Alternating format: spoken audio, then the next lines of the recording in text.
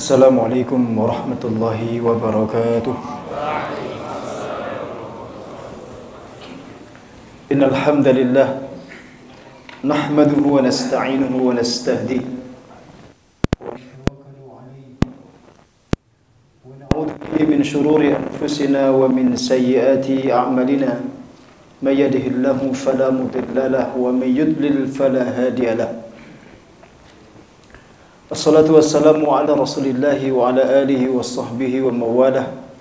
Ashhadu an la ilaha illallah wahdahu la sharika lah. Wa ashhadu anna Muhammadan abduhu wa rasuluhu la nabiyya wa la rasula ba'dah. Amma ba'd. Faqad qala ta'ala fi kitabihil karim wa huwa asdaqul qailin afala yatadabbaruna al-Qur'an walau kana min 'indi ghairi llahi lawajadu fihi ikhtilafan katsiran. Wa qala alaihi salatu wassalam khairukum man ta'allama al-Qur'ana wa 'allamahu. Ma'asyiral muslimin rahimakumullah. Segenap santri jamaah kajian tafsir Ibnu Katsir yang dimuliakan Allah Subhanahu wa taala.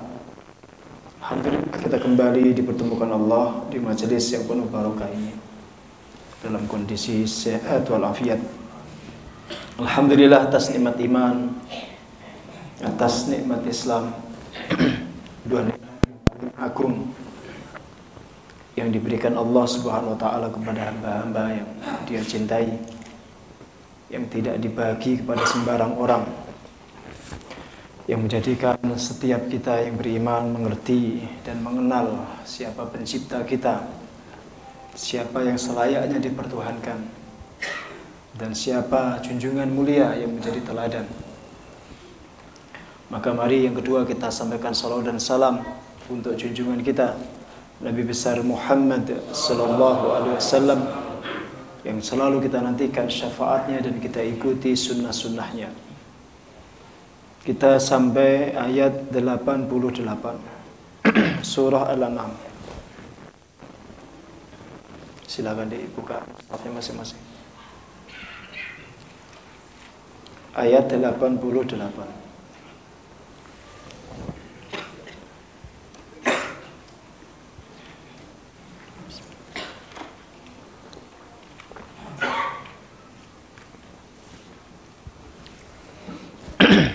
أعوذ بالله من الشيطان الرجيم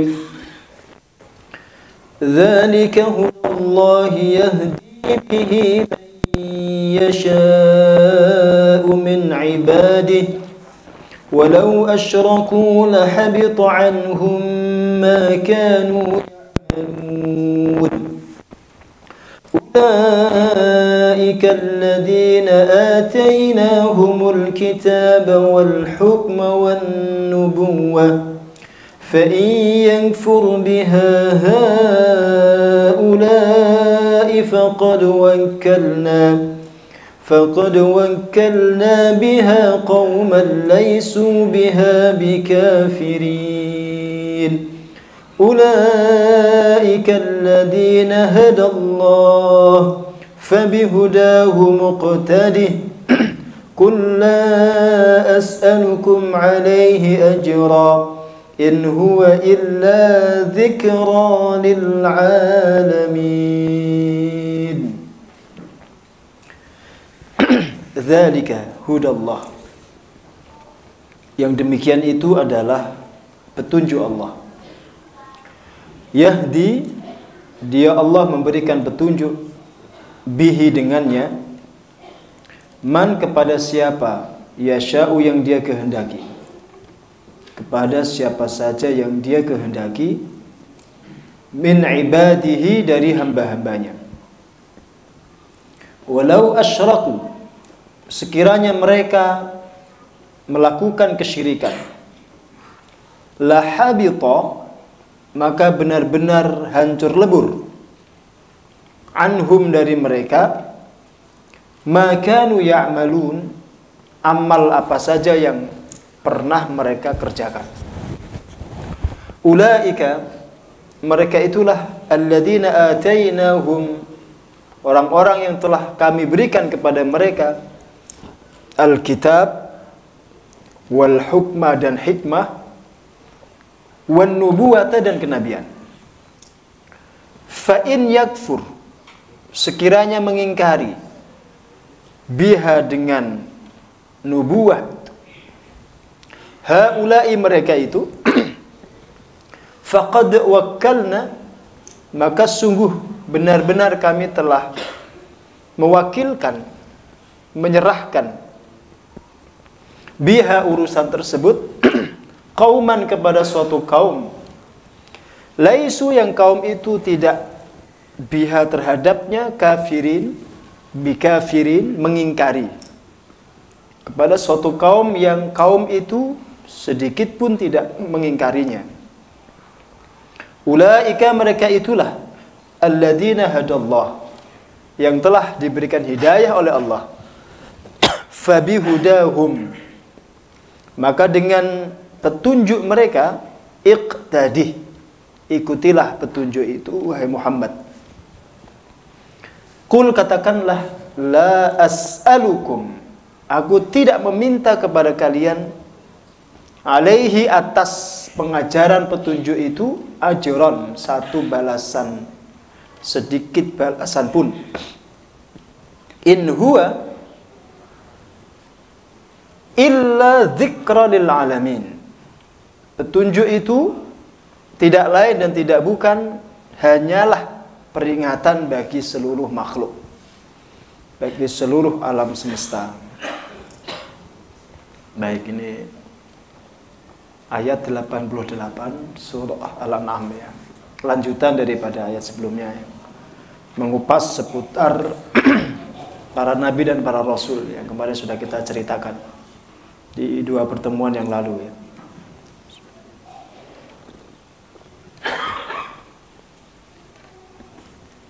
Tentang Nabi Ishak, Nabi Yakub, Nabi Ibrahim, Nabi Ismail, dan seterusnya yang sudah kita baca keterangannya di pertemuan yang lalu. Bahkan termasuk hidayah Allah Subhanahu wa taala itu meluas, juga meliputi kakek-kakek mereka, saudara-saudara mereka, dan keluarga besar mereka. Dan itu ciri dakwah yang berhasil.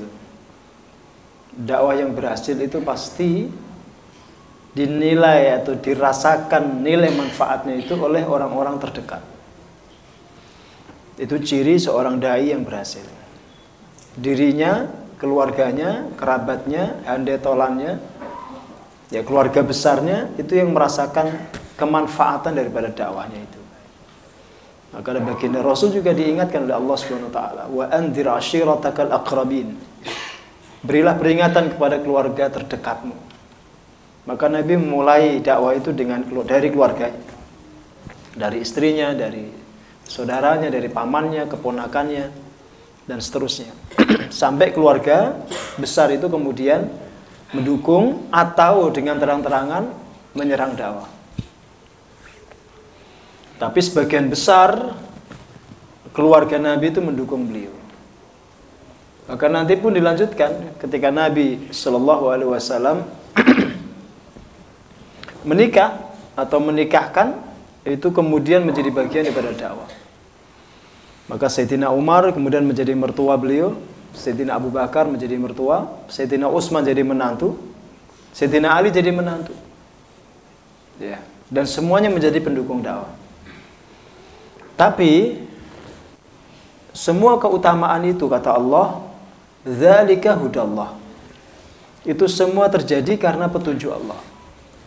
Dalam bahasa Ibnu Katsir belum mengatakan, innama hasala lahum dzalika bitaufiqillahi wa hidayatihi lahu.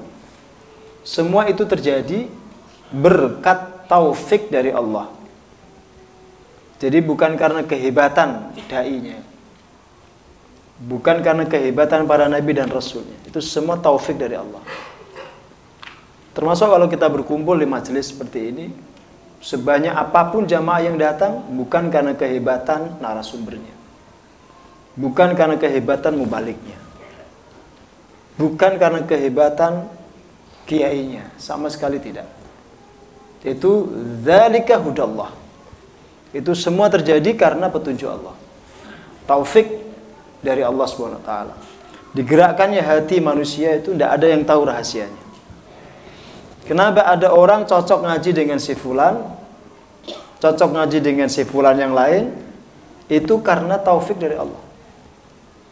Rahasianya itu ada di sisi Allah. Kita tidak tahu. Maka seorang dai yang faham dengan kaidah yang diajarkan dalam ayat ini, dia tidak mungkin ujub. Dia tidak mungkin gurur, tertipu dengan amalnya. Maka diingatkan oleh Ibnu Katsir itu, hasala dzalika inna ma hasala lahum dzalika bi taufiqillah wa hidayatihi lahum. Yang dilakukan para dai, para mubalik, dan yang paling puncak itu para nabi dan rasul, itu hanya memaksimalkan ikhtiar. Melakukan dakwah dengan metodologi terbaik, dengan usaha yang paling maksimal, dengan cara-cara yang paling relevan. Terus hasilnya diserahkan sama Allah. Manusia menyambut, alhamdulillah. Tidak juga tidak ada yang dirugikan, yang sama sekali tidak ada yang dirugikan. Para dai tetap beruntung di sisi Allah Subhanahu wa taala. Ini pelajaran. Itu makna dzalika hudallah. Ya memang benar-benar Allah yang memberikan hidayah. Yahdi bihi may yasha'u min ibadihi. Nah, ini kaidah juga yang penting. Siapa yang diberikan petunjuk, siapa-siapa yang mendapatkan hidayah, itu sudah digariskan oleh Allah. Man yasha'u min ibadihi itu sudah ada nama-namanya, ada daftarnya. Terus apa korelasinya dengan ikhtiar kita menyampaikan hidayah? Saya sering mengingatkan antara ikhtiar dengan hasil itu seringkali tidak ketemu. Seringkali tidak ketemu. Kurang apanya Rasul itu mendakwahi pamannya? Kalau Abu Jahal, Abu Lahab sejak awal menolak dan memusuhi Abu Thalib itu. Kurang apanya Rasulullah itu mendakwahi pamannya Abu Thalib itu? Semua cara dipakai. Semua kesempatan dan waktu digunakan. Dan kedekatan hati beliau dengan pamannya itu luar biasa.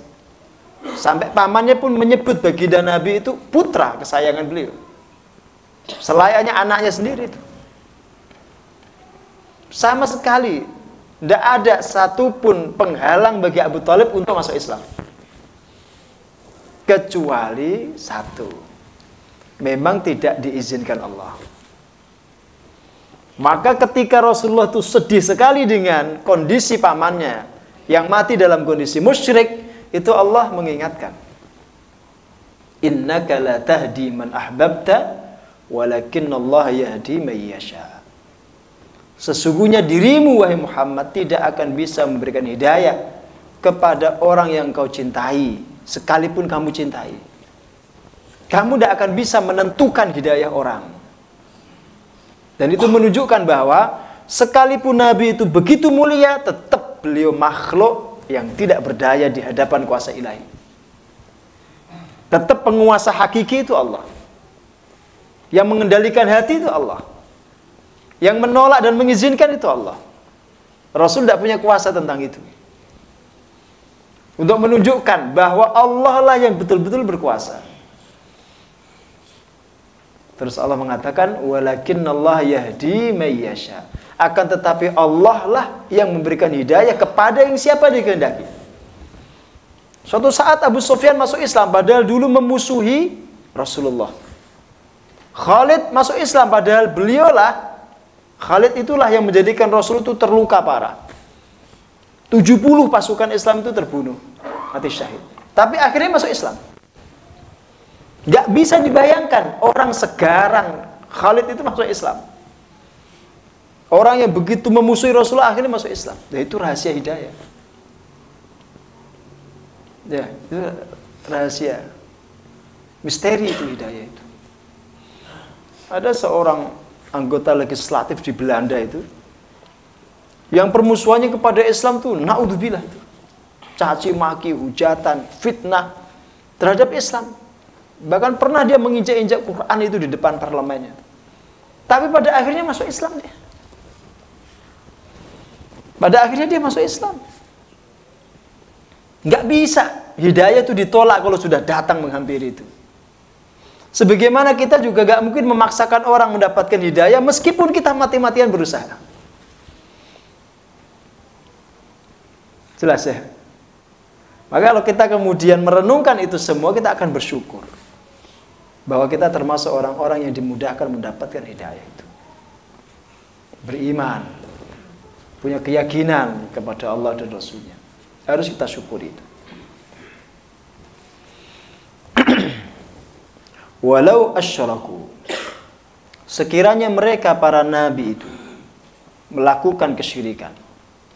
Asyraku itu kan jamak toh. Tunggalnya asyraka. Di situ ada waw jamaah. Walau asyraku. Dhamir waw itu di situ. Waw jamaah itu kembalinya kepada para nabi dan utusan.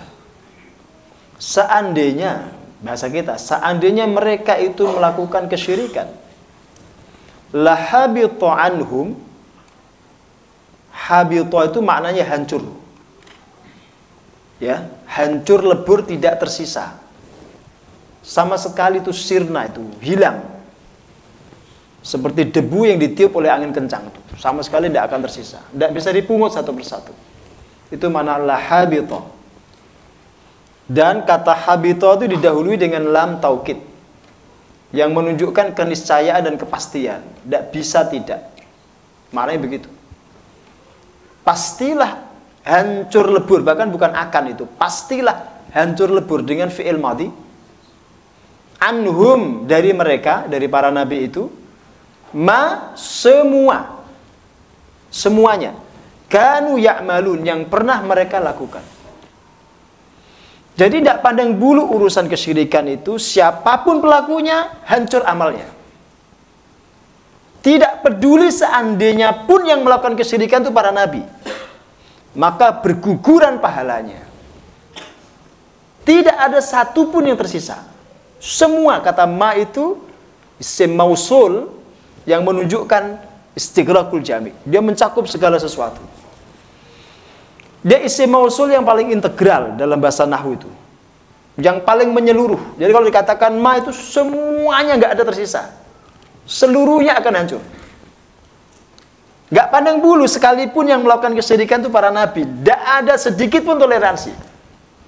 Amalnya pasti hancur.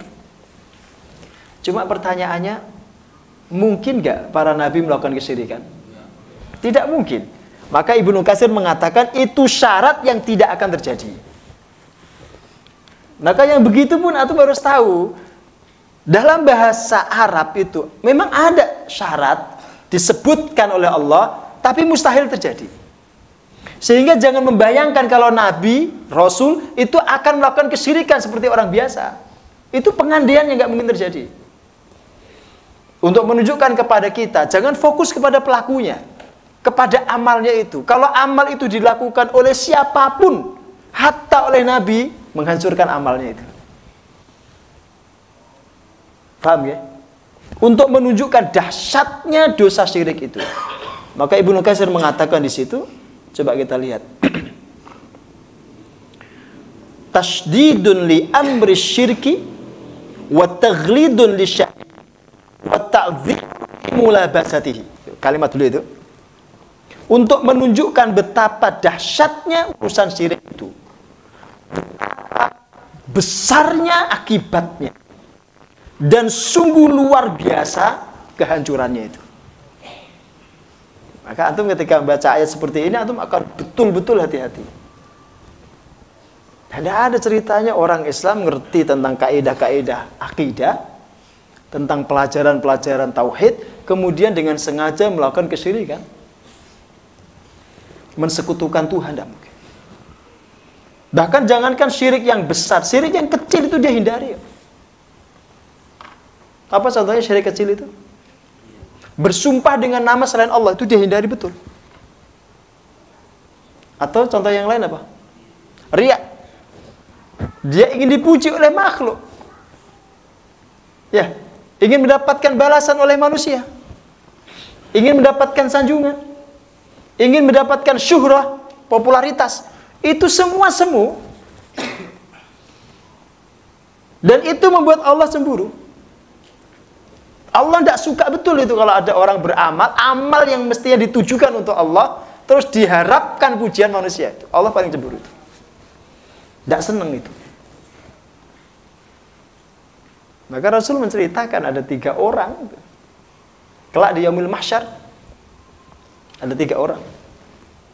Melakukan amal, dan amal yang dilakukan itu adalah puncak-puncak amal soleh.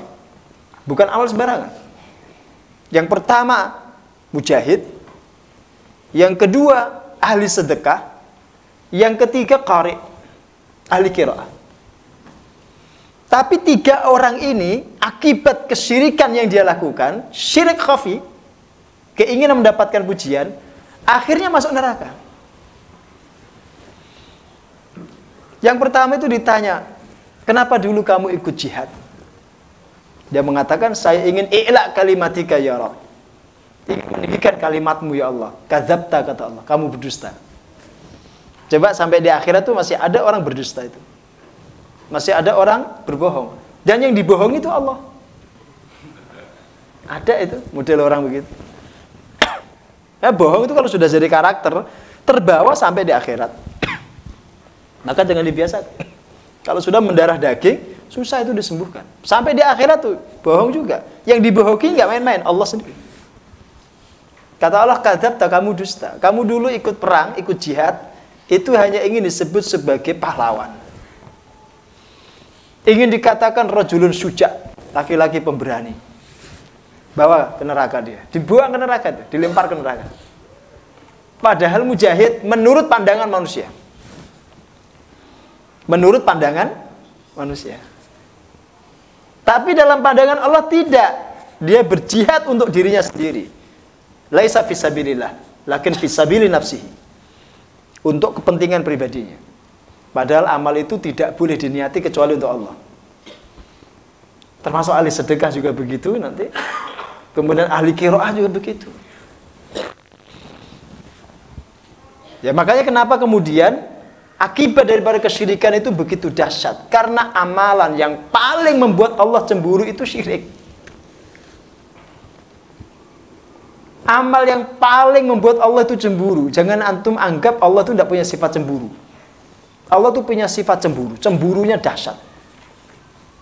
Terutama ketika cintanya diduakan. Dia paling cemburu. Dia paling cemburu. Dia menciptakan manusia itu tujuannya liya'budun. Agar manusia menyembah dirinya. Tapi kemudian manusia ini menyembah selain dia. Oh, itu kalau bahasa manusia, dia paling mangkel itu. Maka akibat orang-orang musyrik itu nanti di neraka tuh. Jelas ya? Nah, pelajaran seperti ini itu yang nihil di sekolah, yang gak diajarkan di kampus-kampus, gak diajarkan di sekolah-sekolah negeri itu. Padahal ini pelajaran paling mendasar yang harus diketahui anak-anak kita. Ya, sampai Luqman Al-Hakim, bukan Luqman Syarif ya, Luqman Al-Hakim itu ahli hikmah yang namanya diabadikan dalam Quran sebagai nama surat Al-Quran itu, berpesan kepada putranya, ya bunayya la tusyrik billah inna syirka la zulmun. Dan itu menjadi poin pertama yang diajarkan beliau kepada putranya. Nanti kalau antum cermati itu poin pertama yang diajarkan beliau kepada putranya. Sebelum mengajarkan sholat, sebelum mengajarkan akhlak, sebelum mengajarkan tata krama, adab dan seterusnya, itu diajarkan dulu. Karena tidak akan ada artinya semua amal yang dikerjakan itu kalau pada akhirnya orang jatuh ke dalam kesyirikan. Paham ya? Kalau pada akhirnya orang itu jatuh ke dalam dosa syirik. Jangankan orang biasa seperti kita, andai, meskipun andai ini tidak terjadi, andai para nabi, para rasul melakukan kesyirikan itu, hancur lebur semua amalnya. Tidak tersisa. Karomadin ishtaddat fihi rihu fi yaumin asif. Seperti bahasa nih, debu yang ditiup angin kencang di hari yang sangat terik. Nggak ada sisanya sama sekali. Dan antum nggak bisa menguti itu. terbang habis begitu. Dan itu nanti kesudahan orang-orang yang melakukan kesyirikan. Maka hati-hati. Setan itu berusaha terus menjebak manusia agar jatuh ke dalam kesyirikan. Dengan berbagai cara. Maka kemarin ketika rame-rame soal sesajen, itu justru kesempatan untuk menjelaskan. Nggak ada ceritanya umat Islam ya, saya bilang umat Islam. Kok kemudian memberikan persembahan-persembahan sesajen seperti itu? Nggak ada itu. Itu ritual yang dilakukan oleh orang Hindu Buddha. Umat Islam jangan ikut-ikutan. Umat Islam tuh kalau pengen tolak bala, sedekah. Ya, kalau pengen selamat, tasyakuran. Ya, kalau ingin tambah berkah, korban dia. Infak, wakaf. Kalau pengen tambah berkah.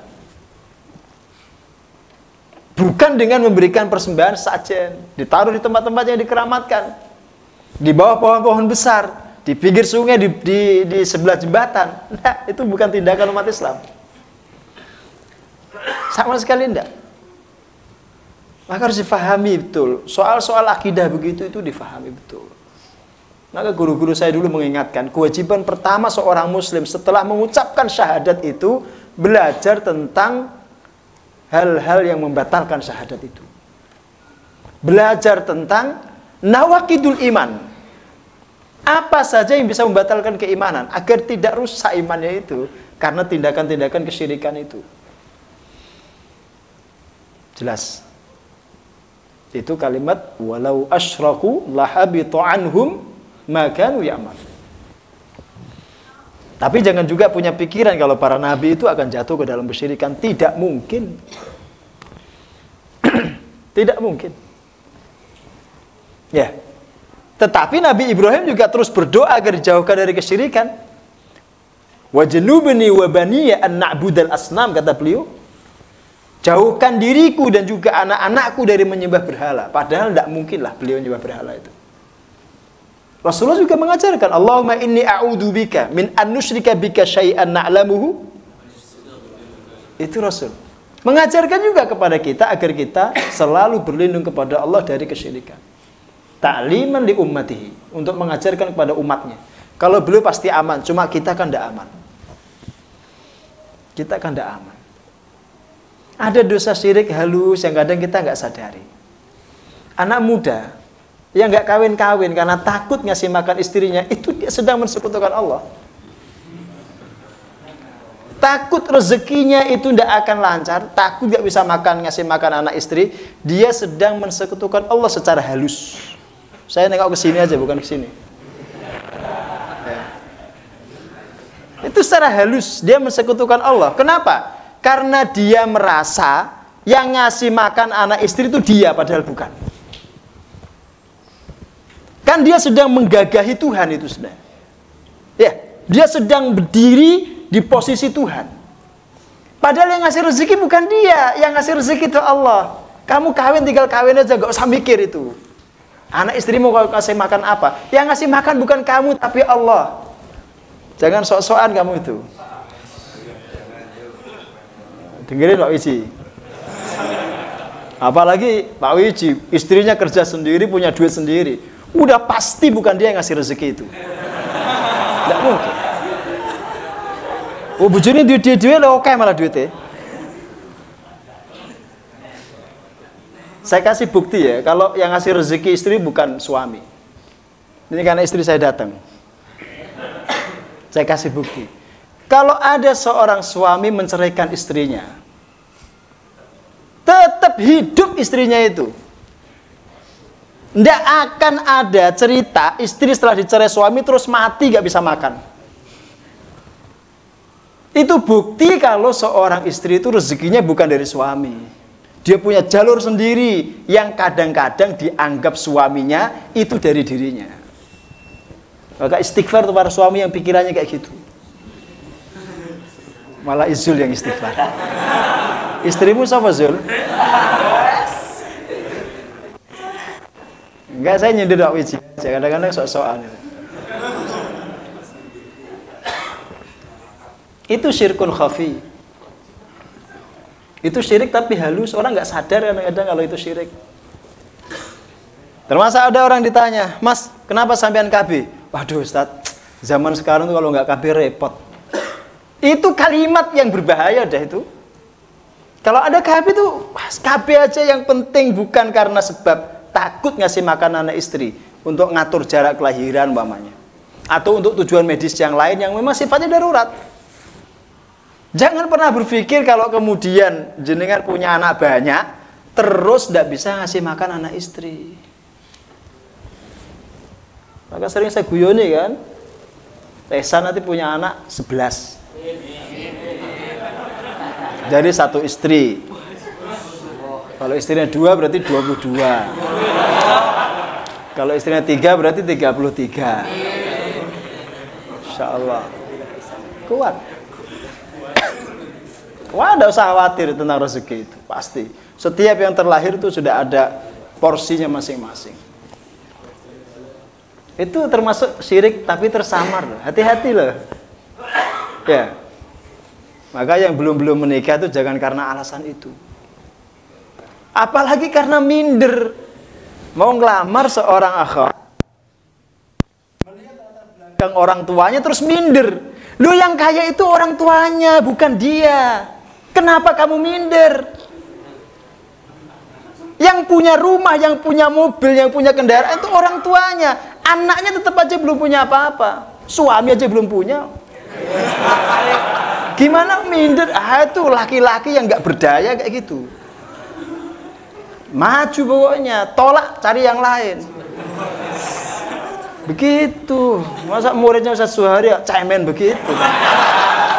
Baru mau nanyain aja nggak jadi, maju mundur. Payah itu. Pak Uji aja mau 2. Cuma niat tok dia.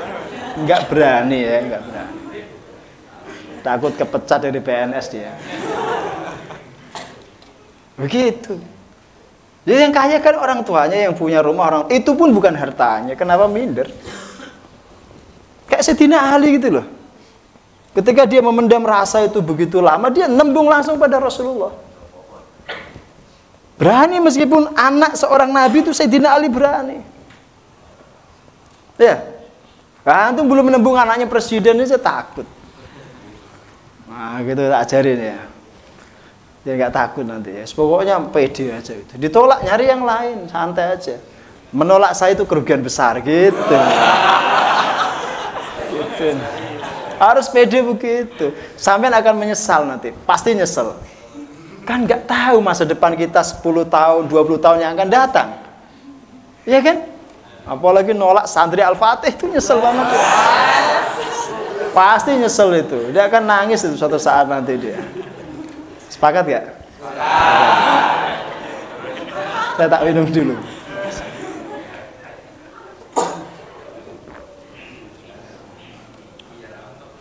Ya begitu itu. Jadi syirik-syirik halus itu juga harus dihindari. Itu kesyirikan tapi tersamar. Kadang-kadang orang tidak berpikir sampai ke situ. Padahal itu termasuk kesyirikan. Maka perlu hati-hati. Ulaika alladziina atainahumul kitaba wal hukma wan nubuwah. Mereka itulah orang-orang yang telah kami berikan kepada mereka Alkitab wal hukma, hukum di situ hikmah.